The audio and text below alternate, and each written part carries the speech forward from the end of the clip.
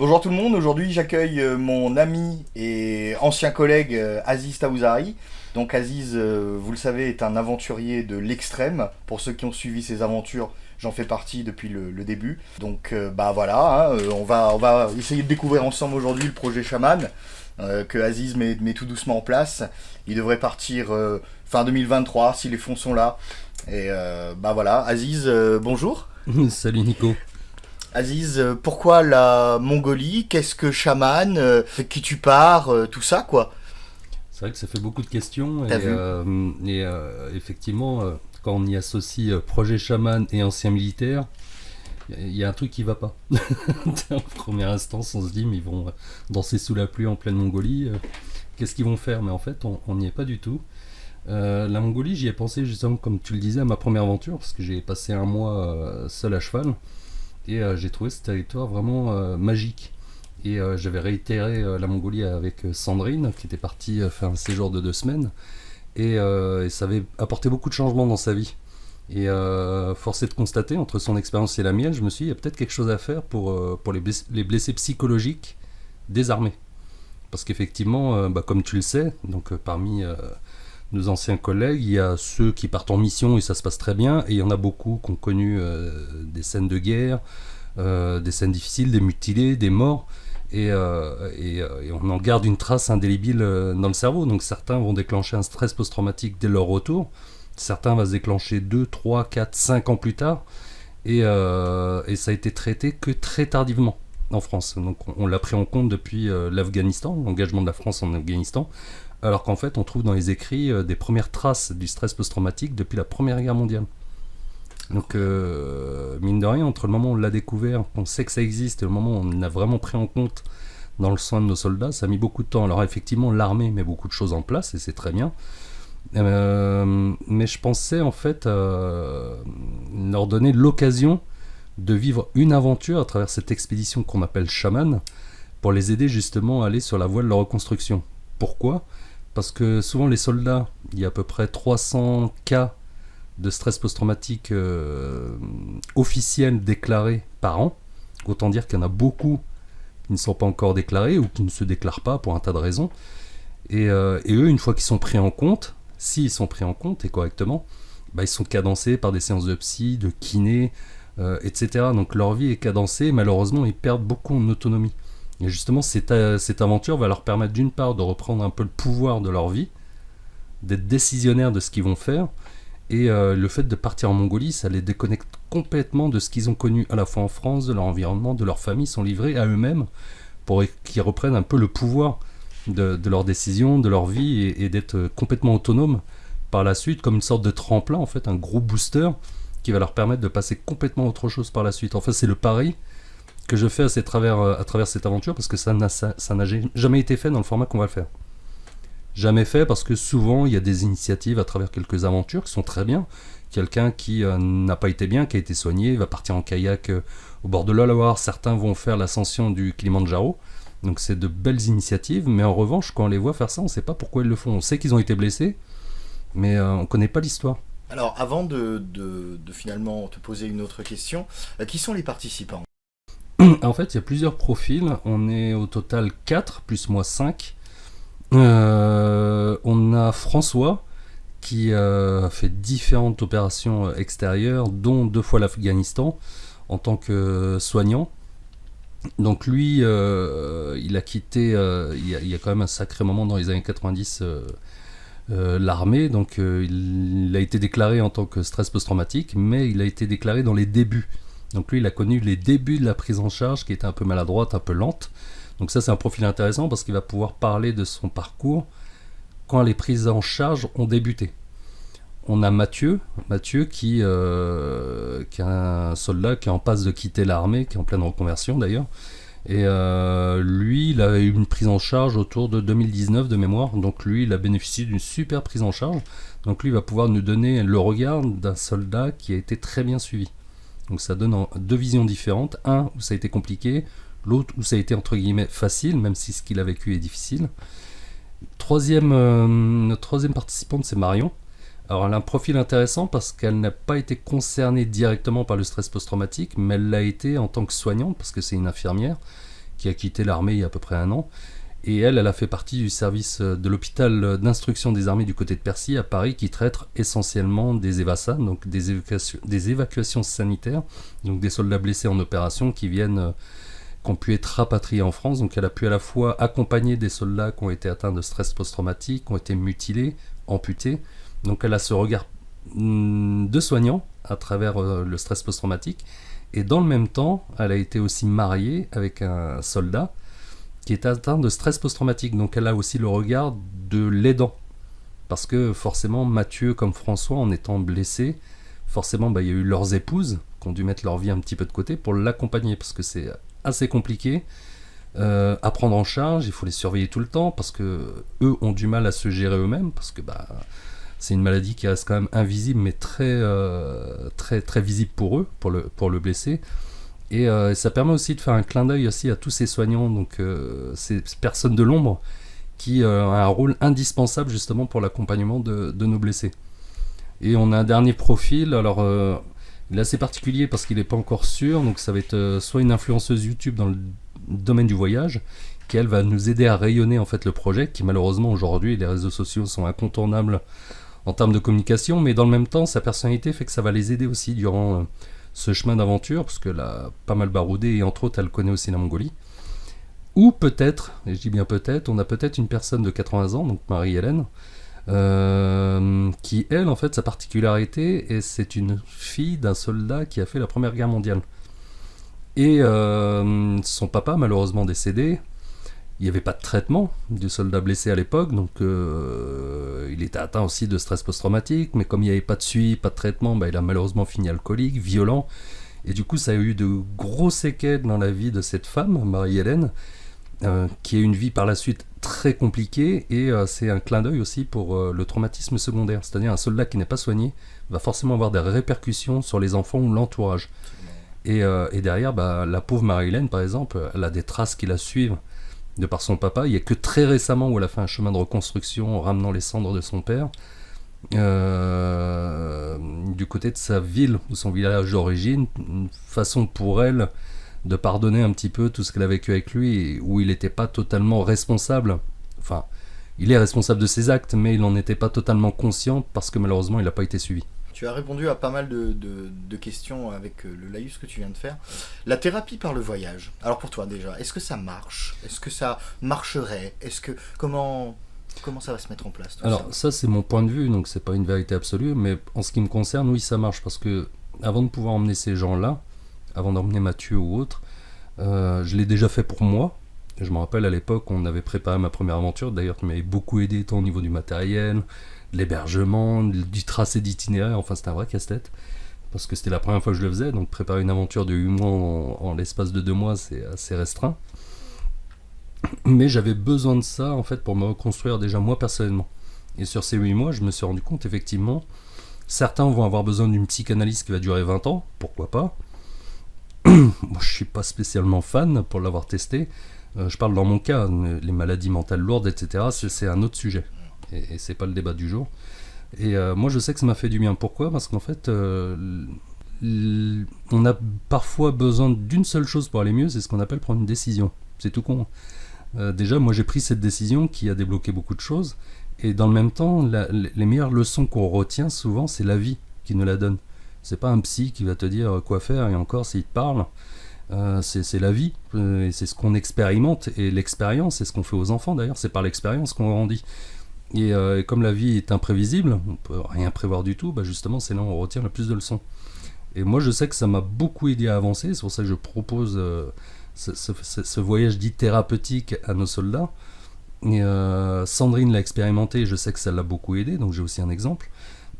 Mais au préalable, comme ça touche un public particulier, donc un stress post-traumatique, on fait pas n'importe quoi, je suis pas médecin, je suis pas psy, je m'étais rapproché justement en début d'année auprès d'un psy, un psychologue spécialisé dans les traumas, un ancien militaire qui s'est reconverti en tant que psychologue spécialisé dans les traumatismes, et quand je lui ai présenté mon projet, il l'a trouvé pertinent. Et c'est pour ça qu'on a lancé ce projet, parce que derrière j'avais l'avis d'un expert qui a confirmé que le projet et ma vision étaient justes et qui potentiellement pouvaient aider à la fois François, Mathieu, Marion et peut-être Marie-Hélène, et potentiellement peut-être d'autres personnes à l'avenir, qui sait.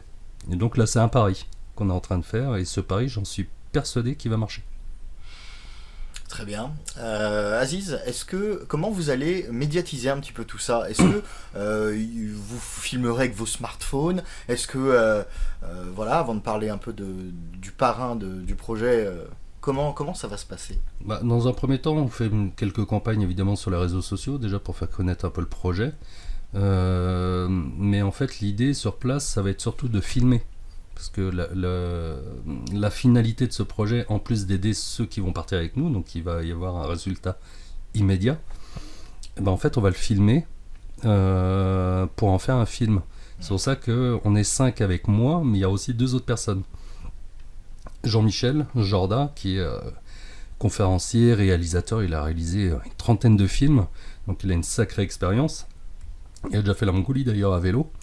Et le but, en fait, c'est de filmer en toute intimité. C'est pour ça qu'on est un petit groupe, parce que si on est nombreux, les voix se libèrent moins facilement. Sur un petit groupe, justement, on va pouvoir entrer dans l'intimité, dans l'histoire profonde de chacun sur comment a débuté en fait ce stress post-traumatique, parce qu'il est vraiment très variable des uns et des autres.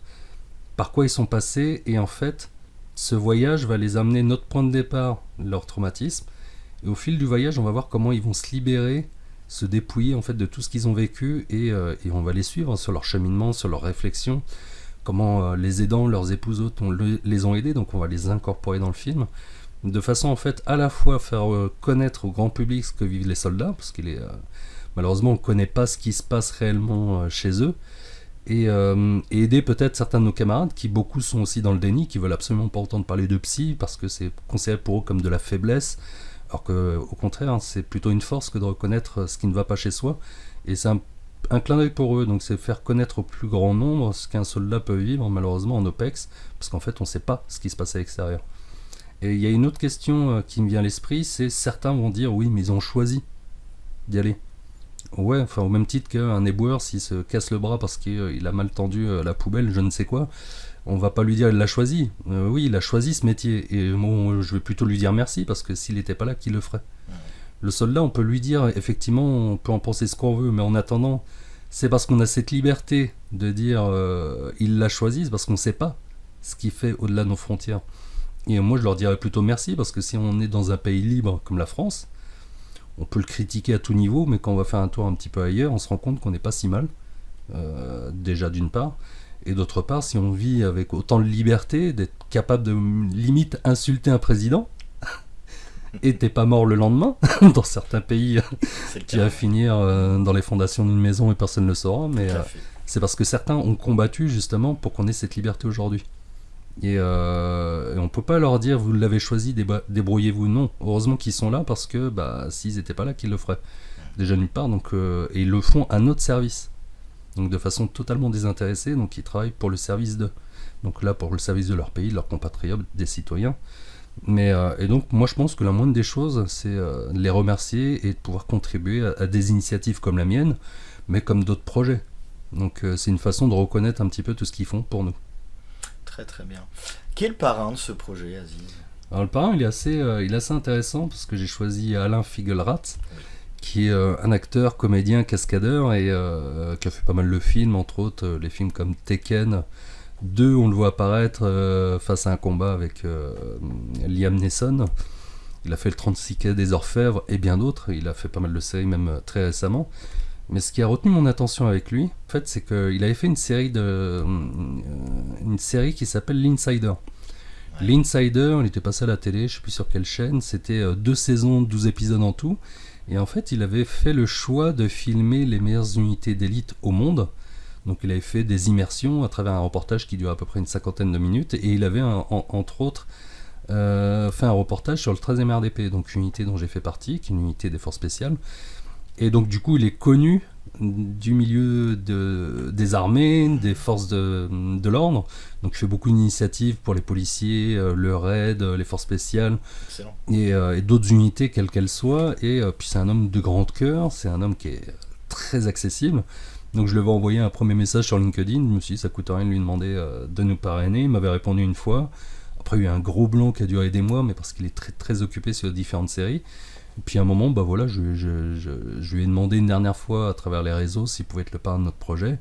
Et il m'a demandé mon numéro. Dans les 2 minutes, il m'a appelé, auquel je m'y attendais pas. Et quand je lui ai expliqué le projet, effectivement, il a été très emballé et très enchanté en fait de pouvoir être le parrain d'une initiative qui va pour les blessés de nos armées. Ok. Combien ça coûte tout ça, Aziz? Alors, effectivement, ça représente un budget. Au total, je l'ai estimé, alors ça c'est une estimation, il est estimé à 105 000 euros. Mais en même temps, ça va très vite parce qu'il doit y avoir un budget de 17 000 euros rien que pour les billets d'avion, 28 000 euros rien que pour l'équipement, un peu plus de 34 000 euros rien que pour le budget production du film, ce qui est pas si cher en fait parce que la personne va avec nous pendant 2 mois en Mongolie, va tourner, va produire et va nous livrer un film clé en main. Pour 34 000 euros, je trouve que c'est... il y a beaucoup plus cher. Il y a beaucoup plus cher sans le déplacement. Et certains même se déplacent sur les 15 jours, pas plus, parce que le reste c'est trop long. Donc on a la chance qu'il nous accompagne justement Jean-Michel pendant 2 mois. Et puis après il y a des frais divers effectivement, mais c'est vrai que ça va très vite. Alors ça c'est le montant max, on espère de le faire réduire, ne serait-ce que par Shulonka qui va faire un effort. Je sais qu'ils vont faire un effort sur le prix, je le connais pas exactement, et donc on va voir les chiffres dans pas longtemps. Mais je sais que Shulonka, un magasin que j'ai connu du côté de Metz, ils sont un peu présents autour de la France, soit dans le sud, du côté de Bordeaux. C'est un équipementier qui a du matériel de qualité, qui m'a toujours soutenu dans tous mes projets d'ailleurs, qui m'a toujours fait de sacrées remises. Et puis là, c'est pareil, ils sont sensibles sur le projet, puis ils sont en train de réfléchir sur la façon de comment nous aider pour faire réduire ce poste important. Mais Aziz, finalement, vous allez faire quoi en Mongolie? Alors c'est une bonne question. Alors moi, là où je compte aller, même moi je l'ai pas fait. Pour que j'ai aussi la surprise de ce qu'on va découvrir, parce que j'ai pas envie d'aller des endroits où je connais. Enfin, il y a une partie que je connais. En fait, l'idée c'est de le faire en 2 parties. La première partie, déjà, lorsqu'on va arriver en Mongolie, donc à savoir, il y a déjà 7 heures de décalage horaire, donc plus 7. On va passer 2 jours à la capitale, le temps de récupérer du décalage horaire, d'acheter le peu de matériel qui nous manquerait, entre autres des cartes SIM locales. Et ensuite, on va aller à pied rejoindre la famille mongole qui m'avait accueilli la première fois, moi, et qui avait accueilli Sandrine la deuxième fois. Déjà, c'est une famille que je respecte beaucoup, qui est d'une simplicité, d'une humilité que j'apprécie. Et d'une certaine façon, ça va permettre déjà de créer un peu de cohésion en faisant un peu de marche. Alors, ça va être simple, ça va être 2-3 jours de marche. Ça va être plutôt tranquille, comme ça chacun se familiarise avec sa tente, son matériel et son équipement. Et l'idée sur place, en fait, c'est d'y passer suffisamment de jours pour que chacun puisse être autonome pour monter à cheval. Génial. Parce que l'idée de l'expédition, elle va se faire à cheval. Je connais pas les niveaux de chacun, mais peu importe, parce que le cheval mongol est très différent des chevaux français qu'on trouve en Europe, entre autres, parce que déjà ils sont beaucoup plus petits, c'est limite des super poneys ou des doubles poneys. Ils sont un peu plus sauvages, et c'est un peu la liberté qu'ils ont en Mongolie. Et je veux que chacun ait les bases minimales pour pouvoir partir après en expédition à cheval. Alors on va pas être des super cavaliers, mais le tout c'est de pas tomber dès les premières randos quoi. Donc et une fois que chacun en fait aura les bases minimales pour monter à cheval, et sa Miga, le chef mongol qui va nous recevoir, je pense qu'il va avoir l'œil pour ça parce qu'il est aussi moniteur. Donc j'attends aussi d'avoir son aval pour m'assurer que tout le monde sait monter à cheval à minimum. Donc je pense qu'il va nous faire des petites balades, genre ramener son troupeau, abreuver les chevaux, monter et descendre, attacher les chevaux aussi parce qu'il va falloir les attacher la nuit pour pas qu'ils partent. Et une fois qu'on aura ces bases, donc j'estime ça sur un maxi 5 jours, on va partir directement de chez Miga, donc certainement de la capitale, on rejoint la capitale 50 km plus loin, pour partir aussitôt après du côté de Moron. Donc c'est à vol d'oiseau à 700 km à l'ouest d'Ulan-Bator. Et Moron, c'est à peu près à 98 km au sud du lac Kovgol. C'est un des plus grands lacs en Mongolie. Géographiquement, on peut le situer en fait, on sera pas très loin de la frontière russe. Au sud, plus ou moins, ça donne une idée d'un axe, mais plus ou moins au sud du lac Baïkal, ce qui va être un clin d'œil parce que ça a été mon point de départ, ma première aventure. Et de là, l'expédition va commencer. Alors, comme c'est sous le cadre d'une association, comme c'est des blessés psychologiques, il y a aussi des questions d'assurance, des questions de, on prend pas de risques. Donc on va être accompagné quand même de 2 moniteurs équestres parce qu'il va bien falloir louer les chevaux, donc au moins 2 chacun, un pour monter, un pour porter l'équipement. Et il y aura aussi avec nous un guide francophone. Moi perso j'en avais pas besoin, mais là comme on fait un film, c'est quand même bien d'avoir des traductions qu'on sache ce qui se dit tout au long du trajet et au gré des rencontres. Et en fait, là, on va partir à peu près 2 semaines aller en longeant soit à l'est ou à l'ouest le lac Kofgol pour aller à la recherche des chamans. Alors, pas les chamans directement, on va aller rencontrer des Tsatan. Les Tsatan, c'est une ethnie mongole, l'une des dernières ethnies qui vivent à la fois de façon nomade, mais en même temps, ce sont des éleveurs de rennes. Donc, eux, ils ne vivent pas sous yourte, ils vivent sous tipi, des sortes de tipi. Et ils sont pas nombreux, je crois qu'il doit y avoir 200-220 individus encore à Tsatan, donc beaucoup malheureusement se sédentarisent. Mais eux, ils vivent vraiment la dure, quoi. Et moi, ce qui m'intéresse, c'est pas tant. Alors, à la fois, c'est intéressant de rencontrer justement cette ethnie, mais en même temps, c'est intéressant de voir comment ils vivent avec pas grand chose, avec simplicité, mais complètement à l'opposé de ce que nous en Occident on vit, quoi. Je veux dire, quand est-ce que tu t'es retrouvé au milieu de nulle part?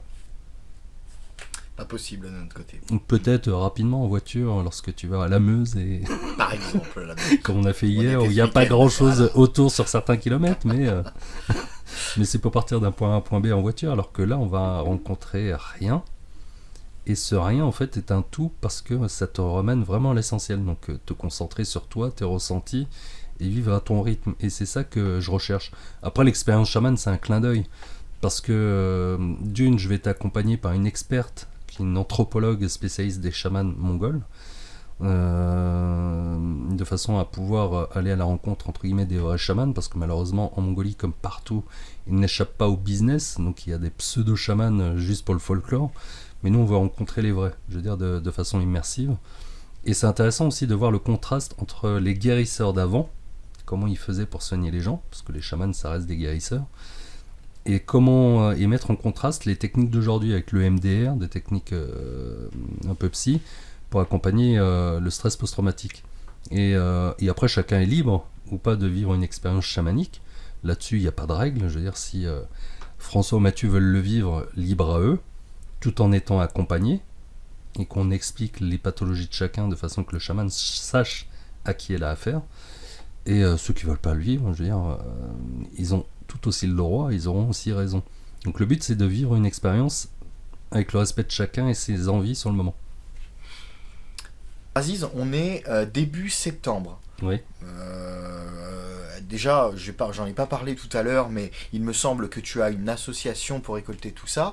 À combien vous en êtes concrètement de dons, d'adhésion à l'association? Comment ça marche? Alors, effectivement, vu que les sommes sont importantes, il faut aussi rassurer les donateurs. C'est pour ça que j'ai créé l'association, une association de type loi 1901, qui prouve le désintérêt pour nous. On n'est pas là pour faire du fric, vulgairement. Absolument. Et en même temps, une association doit rendre des comptes. C'est-à-dire que les gens, ils peuvent nous demander un relevé de façon à pouvoir justifier ce qui est rentré et ce qui est sorti. Comme ça, au moins, les choses sont claires. Et déjà, je voulais de la clarification. Et alors aujourd'hui, effectivement, on a eu quelques dons et des adhérents. On doit avoir à peu près, aujourd'hui, on a 8 adhérents. L'adhésion est de 20 euros. Donc on doit être, de mémoire, on doit être à peu près à 600 euros en tout sur les caisses de l'association. Alors il y a quelques promesses de dons qui devraient pas tarder à arriver, qui peuvent être potentiellement importantes, mais celles-là en fait vont dépendre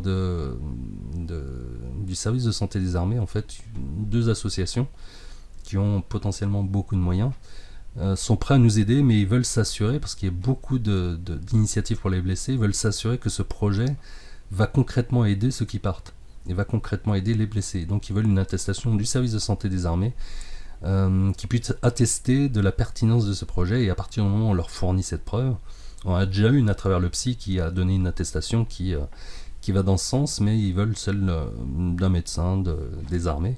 Et à partir du moment où on a cette attestation, potentiellement on peut avoir une entrée conséquente.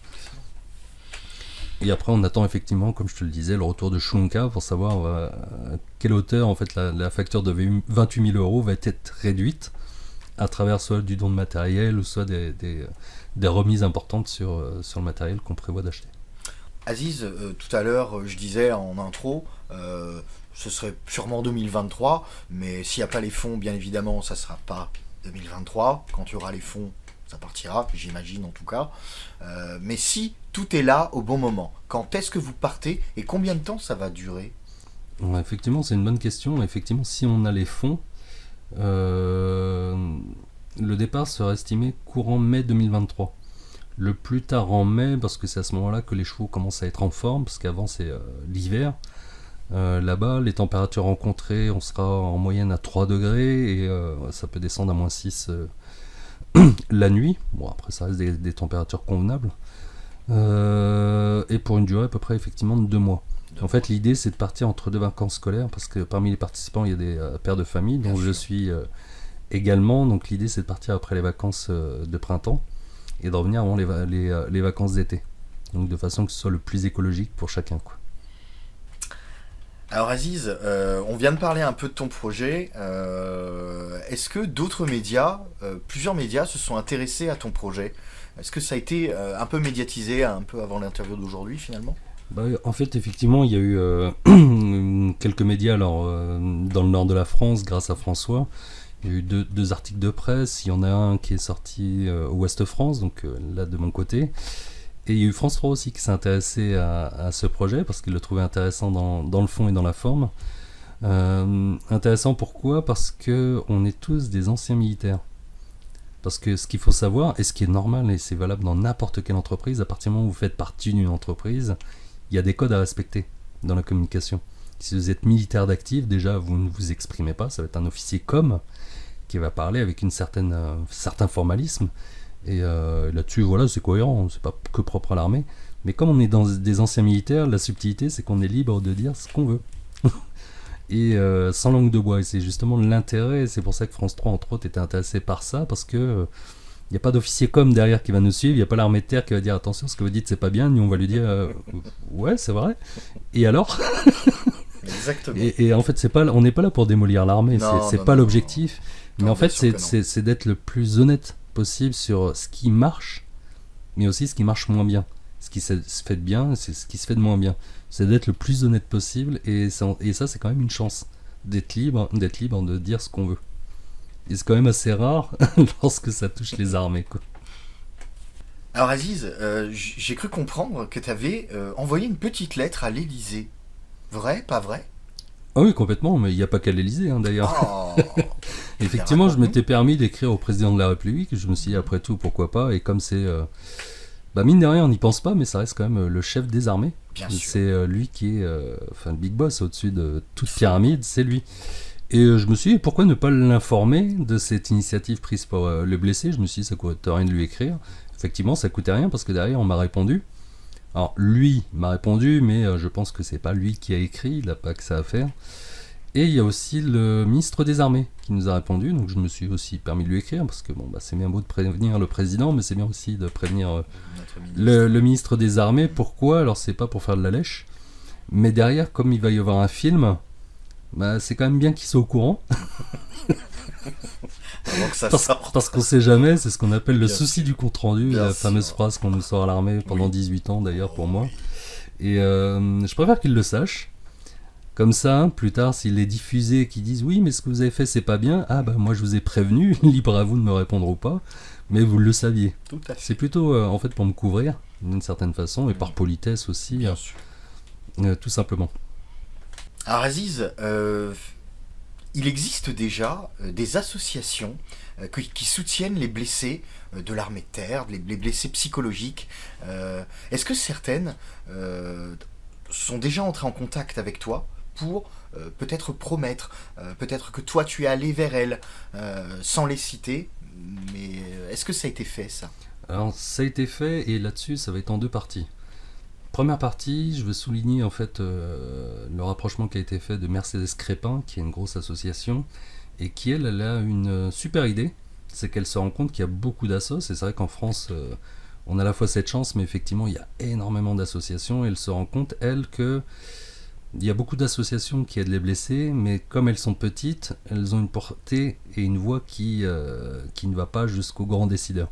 Donc elle m'a appelé parce qu'elle avait l'idée de faire une fédération, de façon à regrouper un maximum d'associations pour avoir une voix beaucoup plus forte, qu'elle soit beaucoup plus entendue, et j'ai trouvé l'initiative extrêmement intéressante, et je lui ai effectivement répondu favorablement, parce que moi je suis plutôt partisan de l'union fait la force, et parce que malheureusement des associations, plus elles grossissent, plus c'est des histoires d'ego, et souvent les gens ont des égos démesurés, c'est pour ça qu'il y a des associations dont je ne citerai pas le nom, mais qui font un petit peu n'importe quoi parce qu'ils pensent avoir un petit peu de pouvoir.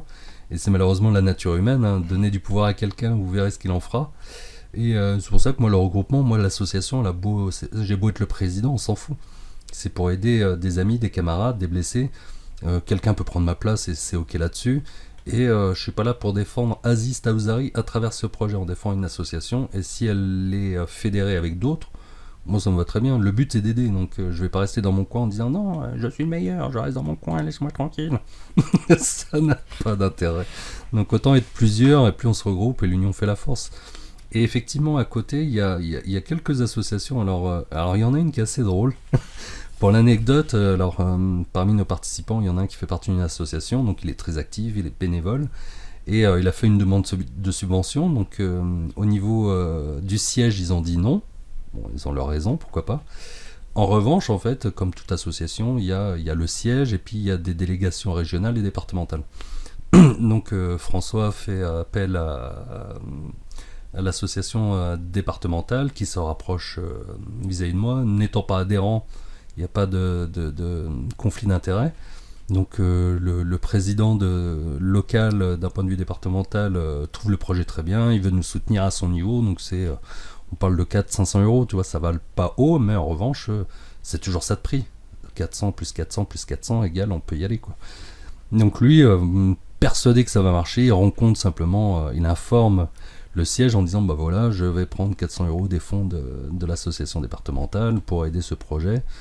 Et il se rend compte que ça bloque. Il dit tiens c'est curieux, on nous demande de plus en plus de papiers, enfin comme si on nous mettait des pièges pour finalement avoir la réponse du responsable régional, donc au-dessus de lui, qui lui dit non. Et en fait j'apprends derrière, donc il dit non à une association de loi 1901 pour accompagner des blessés, donc c'est pas moi qui pars tout seul, donc on part avec des blessés. Et on apprend que lui derrière en fait il s'est fait subventionner par ses propres fonds. Pour lui, un saut à la Saint-Michel qui a coûté plus de 400 euros.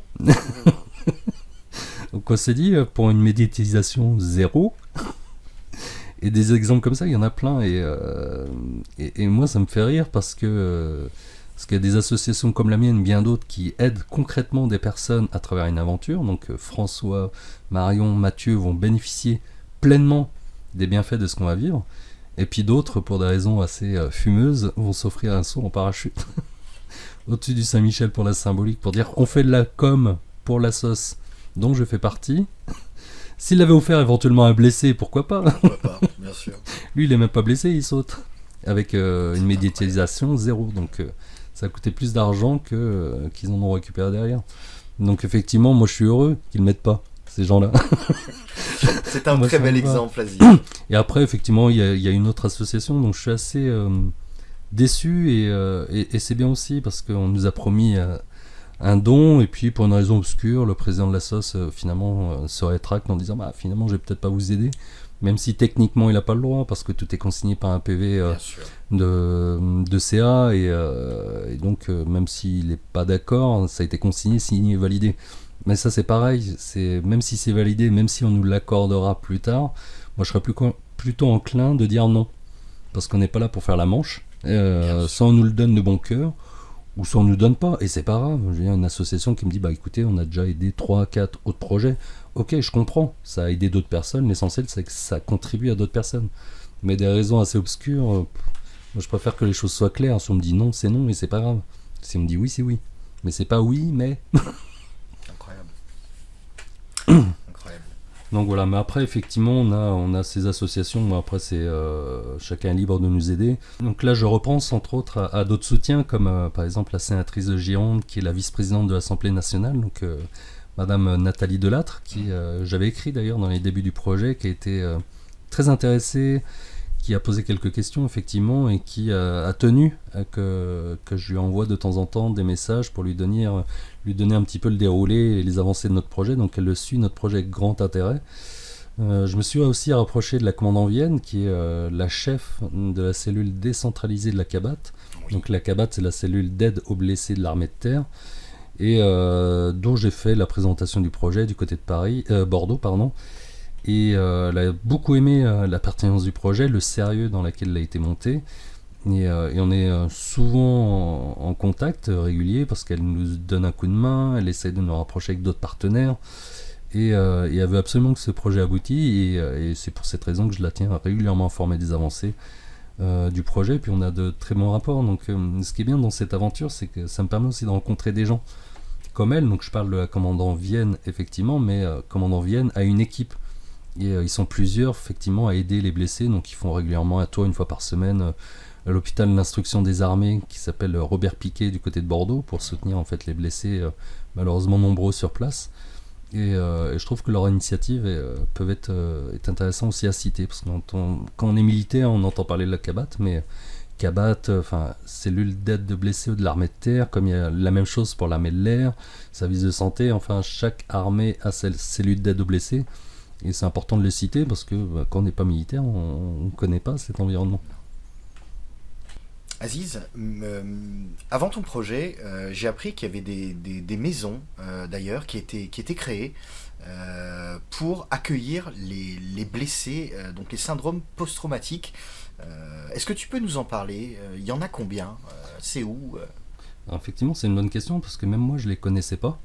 Donc, tu sais, c'est comme tout sujet, à partir du moment où tu creuses un sujet, forcément, tu en apprends beaucoup.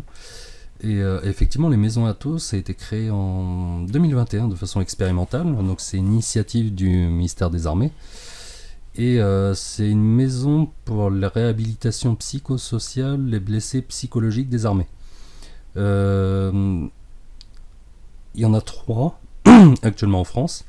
La première, l'une des premières, c'était la maison Athos du côté de Bordeaux, une du côté de Toulon, et il y en a une troisième qui a été créée récemment du côté de la Savoie. Et en fait, ça permet en fait d'accompagner en journée en fait les blessés à travers différentes activités. Il peut y avoir des psys, ils vont les accompagner grâce à Défense Mobilité, donc Défense Mobilité qui est le service de reconversion des militaires qui ont une permanence aussi aux maisons Athos, de façon en fait à leur donner une petite bulle, un cadre pour les accompagner de façon bienveillante sur la spécificité liée à leurs troubles post-traumatiques. Ce qu'il faut savoir, c'est que n'importe qui n'y va pas. Il faut déjà que tu sois blessé déclaré, tu passes par ton référent de la CABAT, donc de ta cellule d'aide aux blessés, et qu'en même temps, tu aies l'avis d'un médecin.